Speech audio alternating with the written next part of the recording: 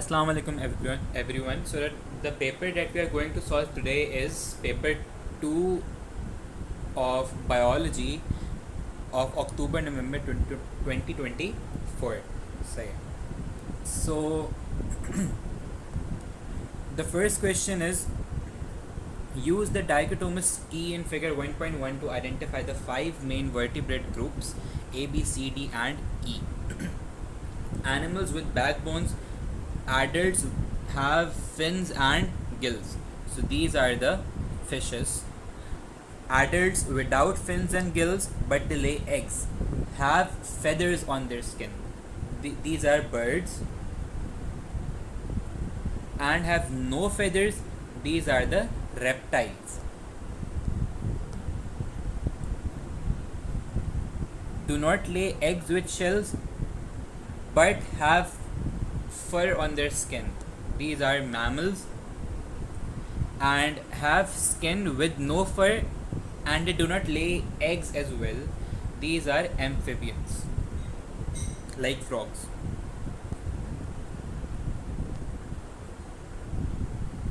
A virus is a type of pathogen. Figure 2.1 shows the external structure of a virus. Identify the component F. So the component F is surrounding the virus. It's protecting the genetic material of the virus. It's the protein coat. And one component of a virus that is not shown in figure 2.1, it is the genetic material. Or you can also write DNA and RNA, because basically there are two types of genetic material, DNA and RNA. So if you write genetic material, if you write DNA, or if you write RNA, all three of them are correct. Pathogens may be transmitted to humans either by direct contact or indirectly. List two of the human body's barriers to the entry of pathogens. So the entry of pathogens may be prevented by our skin or our epidermis. So the pathogen cannot enter until the skin is damaged. The hairs in our nostrils also protect us from many different pathogens, from dust particles entering in our respiratory tract. Apart from these two, the mucus in our respiratory tract also protects us from many different pathogens. And the stomach acid in our digestive system, in the stomach, it prevents many pathogens from entry as well. If a virus is able to pass through the body's barrier and immune response take place, antibodies are produced during this immune response. Name four chemical elements that will always be present in an antibody molecule. So first you should know that antibody is basically a glycoprotein, which means that it has carbohydrate and proteins in it. So carbohydrates are made up of carbon, hydrogen and oxygen, whereas proteins are made up of carbon, hydrogen, oxygen, nitrogen, sulfur. So you can write any four out of the five and you'll get 2 marks. Explain how the structure and the function of an antibody molecule are important in an immune response. So you already know that pathogens have specific antigens on them, and the shape of antibody is complementary to the antigen. So what happens is, when these antigens attach themselves with the antibody, an antibody antigen complex forms. This complex forms to neutralize the pathogen. So how will it neutralize the pathogen? By directly destroying the pathogen, or by immobilizing the pathogen and forming clusters of pathogens together. Now how will this help? This will help because by immobilizing and causing the pathogens to come into groups, This arrangement will make it easier for the phagocytes to engulf the pathogens. Okay. The average length of pregnancy in an adult human is 40 weeks. A human mother may give birth to her baby before the end of the usual length of pregnancy. This is known as a premature birth. Suggests why babies born prematurely are at higher risk of developing some infectious diseases than babies born after 40 weeks of pregnancy. So what basically happens is during the pregnancy, during the 40 weeks of pregnancy, many different antibodies pass through the placenta and they enter the fetus, which is a developing baby. So if a baby is born after 40 weeks, yani at full term, so what will happen is it will have adequate antibodies to survive. But if it is born early, prematurely, it will have fewer antibodies, because fewer antibodies would have crossed the placenta by that time. Suggests one action that a mother can take to protect her premature baby from infection in the weeks after birth. So there are two methods basically, but you will write one to get 1 marks. So the first one is breastfeeding, because when the mother breastfeeds, many different antibodies come through the breast milk to the baby. And the other method is vaccination.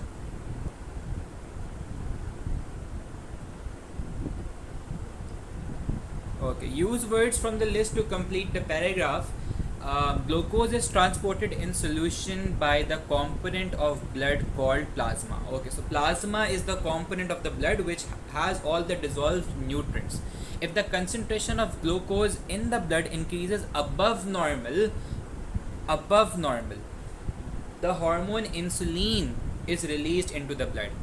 So if the concentration of glucose increases, our body releases insulin, and if the concentration of glucose in the blood decreases, our body secretes glucagon.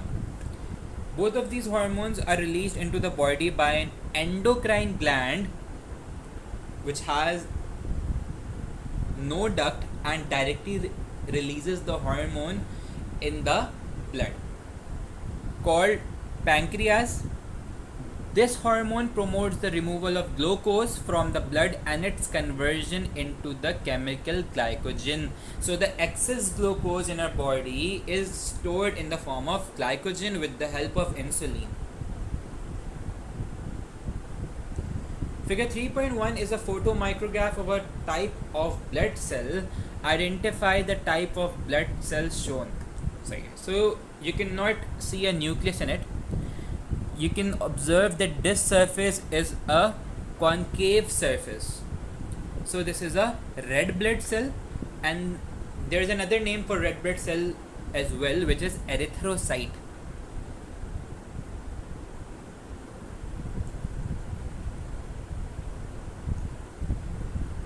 If the concentration of glucose in the blood increases above normal and is not controlled, this can result in changes into some cells of this type. They may lose their specialized shape. They may become less flexible, or they may stick together with many other cells of the same type. So if they're losing their specialized shape, there's a decrease in surface area of the cell. If they're becoming less flexible, they'll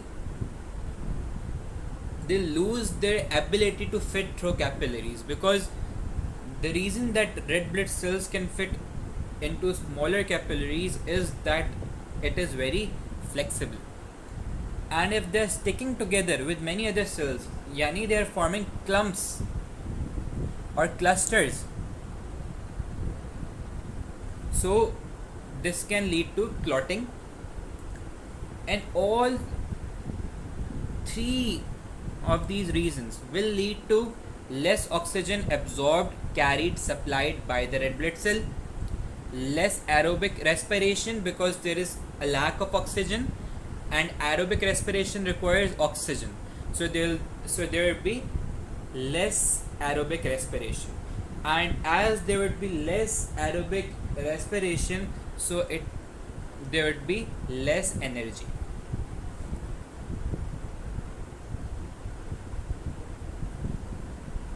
Okay, so figure 4.1 shows changes in the curved shape of the lens of a person's eye over time. So as you move up the y-axis, the curve increases, and as you move along the x-axis, the time increases. Okay, so basically what happens is that if the eye is observing something which is far away, the the lens would look something like this. So it is less curved. But if the person is observing something near to him, the lens would look like this or this, which shows that the lens is more curved and thick. Okay, so during the period of time shown in figure 4.1, the person carried out each of the following action. P. Read the words in a book. Q. Read the time on a wall clock. R. Looked out of a window at a bird high in the sky. Identify in what order that the person carried out actions P, Q, and R, and place the letters P, Q, and R in the correct order below. So as you can see that in the starting, the lens are most curved. So they'll be most curved when the person is observing something near to him. So P is the scenario in which the person is reading. So the book must be near to him. So the first portion is P. Okay. The second portion is the scenario in which the lens are the least curved. Yani the person must be observing something very far away. So this is R, looked out of a window at a bird high in the sky. And the last case is when the person is observing something not that far away, not near as well, but somewhere in between. So this is read the time on a wall clock. PRQ is the sequence. Part 2, at the time labeled H on figure 4.1, the shape of the lenses is changing, outlined with reference to the named structures in the eye. How this change happens.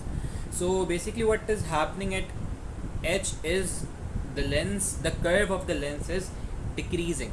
So why does the curve of the lens decreases? It is because the ciliary muscles relax and the suspensory ligaments are taut. They are tightened, which changes the shape of the lens from being more curved earlier to become less curved later.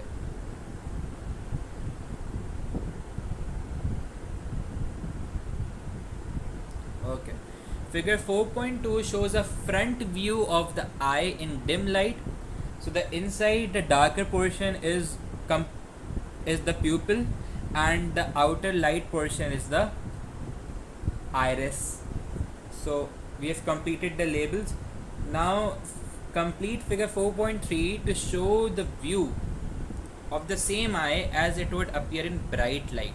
So initially the eye was in dim light, and you can see that the pupil is dilated. But now the person came into bright light, so we have to draw. So you'll first draw the iris like this, and then you will draw small pupil.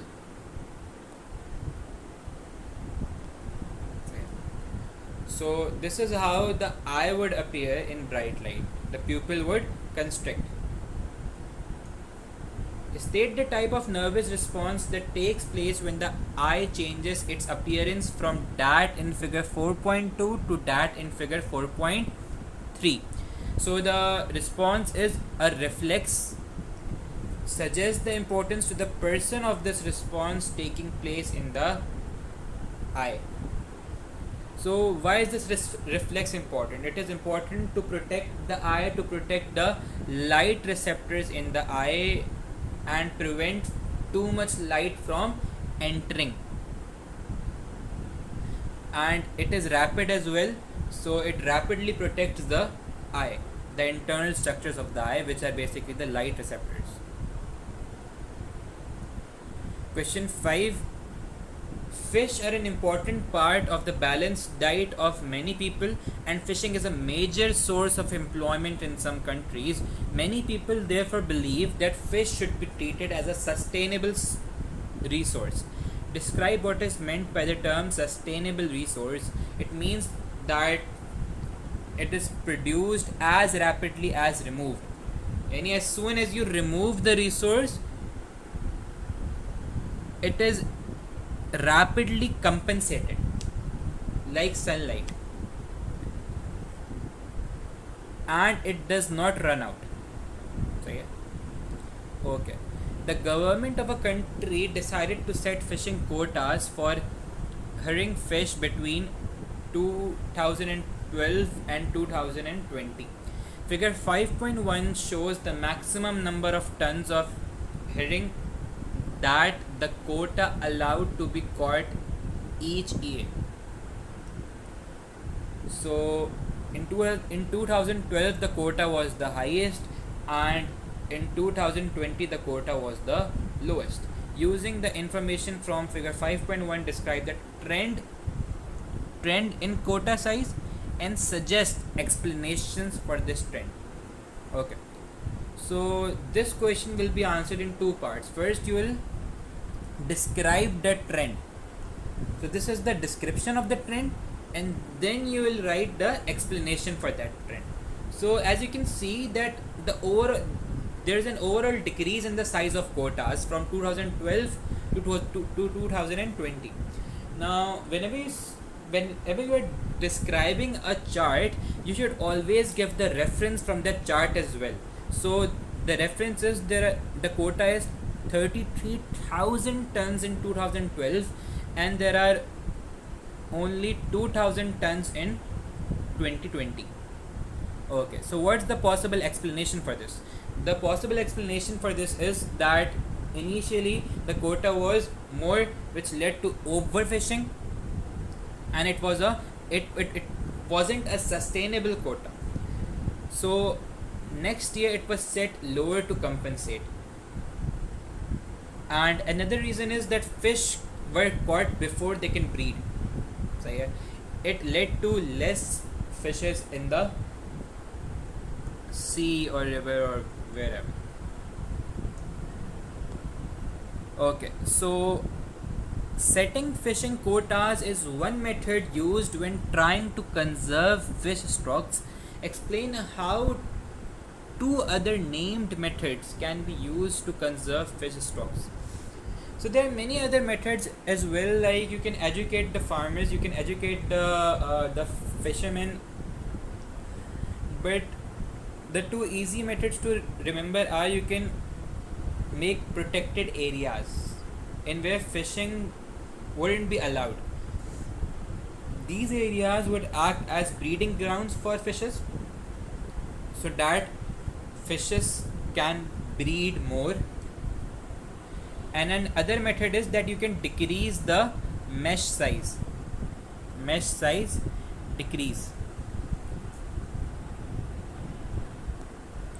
So for example, if this was the mesh size before,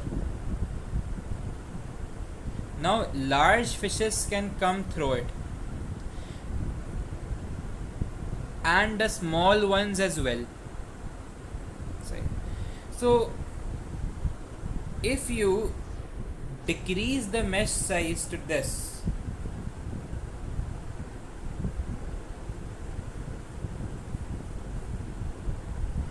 now the small fishes won't be able to enter the net, and the small fish aren't caught. This would allow the small fishes to breed for the next year, thus increasing the population of the fishes. Okay, fish are good source for lipids in the form of fish oil. A student investigated the digestion of fish oil in the lab. The student set up the two experiments shown in figure 5.2.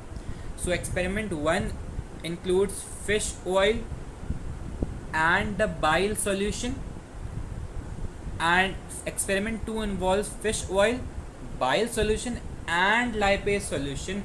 Both are maintained at pH 8. Okay, so the student recorded the pH of the contents of each test tube using a digital pH meter at the start of each experiment. Both meters record the pH of 8. The student continued to monitor the readings on the pH for 30 minutes. Use your knowledge to describe how lipids are digested to explain what you would expect to happen in each test tube. So in the first test tube, bile would react with the oil. Oil is a lipid, so bile would increase the surface area of the lipids, but bile cannot digest the fats. Bile cannot digest lipids, so fats would still remain the same and the pH would be constant. Yani it would be at 8, there would be no change in the pH. Whereas in experiment 2 you have oil, bile and lipase. So the bile will increase the surface area of the oil and then the lipase will digest the fats.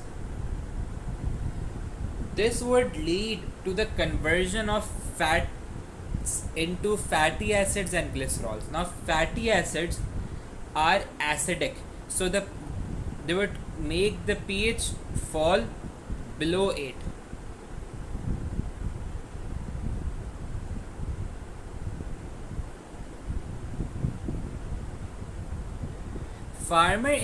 Farmers in many countries, including the United States of America, keep cows to produce milk. This milk is then sold for human consumption. Table 6.1 shows how the yearly average milk production per cow in the USA changed over a period of 60 years.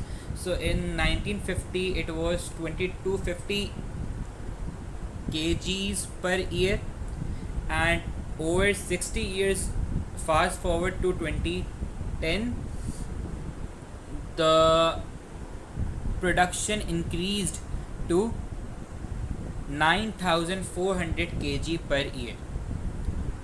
So between the years 1970 and 2010, a farmer in the USA always had 250 cows producing milk on his farm. Use the data in table 6.1 to calculate the increase in milk production by 250 cows between the years 1970 and 2010. So this table is provided for one cow. So one cow was producing this much milk in the year 1970. So what you'll do simply is, I know it's a mathematical question and some of you might find this difficult, but actually it's very easy. So what you have to do simply is that you will first calculate the milk produced in 1970 and the total milk by all the 250 cows, and then you will calculate the total milk produced in 2010, and then you will simply subtract both the values. So express your answer in standard form. First we calculated the milk produced in 1970 by multiplying this figure 4500 by the total number of cows. We got this. Then we calculated the milk produced in 2010 by using this number and multiplying it with the total number of cows. We got this answer. Then we subtracted both of them. After subtraction, we got this value. We had to convert this in a standard form, so we did it, and the answer is 1.225 into 10 to the power 6 kg per year. One reason for the pattern showing that the data in table 6.1 is the use by farmers of artificial selection to breed cows that produce more milk. This is an example of selective breeding. Use this example to describe the main stages in the process of selective breeding. So first, what the farmers have to do is they select for increased milk production. They select a particular cow which has more milk production, then they reproduce the same cow, and then out of all the offsprings they select the one which has the ability to produce more milk, and then we make it undergo reproduction as well. So, and this process is repeated for several generations to increase the production of milk. Research has shown that 95% of cows used to produce milk in the USA are fed crop plants that have been produced by genetic modification. These crop plants have been produced to provide the cows that eat them with additional vitamins. So, outline the stages in the genetic modification process used to produce these crop plants. So, first, what you have to do is you have to select the gene in the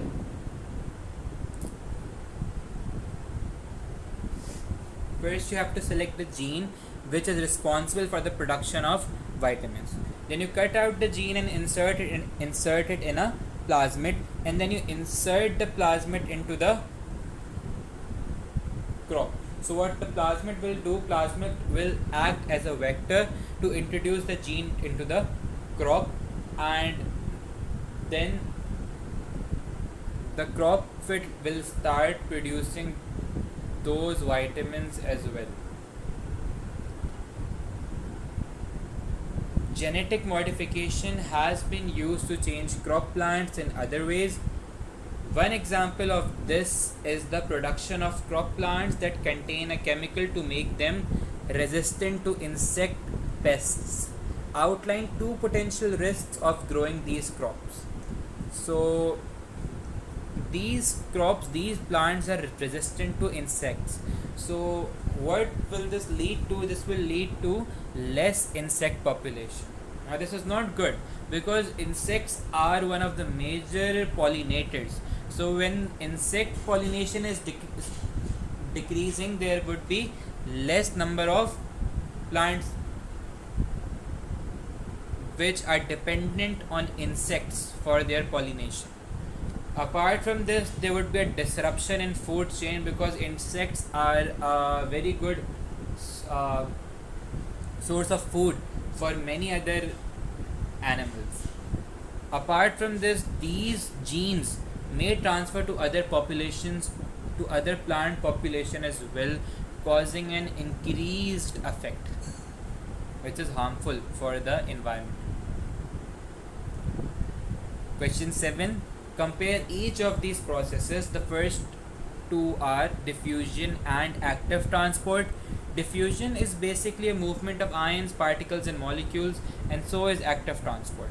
But what's the difference? The difference is that in diffusion the particles are moving from high concentration to low concentration, and this is because the particles or the molecules or the ions have kinetic energy in them, so they are able to move from one place to another. Whereas in active transport, you have to provide energy. Energy is required by the particles or molecules or ions you want to move, and they move from low to high concentration, yani against the concentration gradient. Part B, transpiration and translocation. Transpiration is the loss of water or water vapor from leaves through the stomata, whereas translocation is the movement of sucrose and amino acids. It takes place in the phloem from source to sink. Source is where the sucrose and the amino acids are being produced, and sink is the region of the plant where these nutrients are required. Phototropism and gravitropism. So photo means light and tropism means movement. So plant respond to stimulus through growth. Phototropism is a method in which the plant grows towards or away from the light. For example, the shoots grow towards the light, it is positive phototropism, and the roots, they grow away from the light deep into the soil, this is negative phototropism. Gravitropism, plant grows towards or away from gravity. For example, the shoots grow away from the gravity and the roots grow towards the gravity. Okay, so this was the last question. Now we're done with the paper. Thank you so much. Allah Hafiz.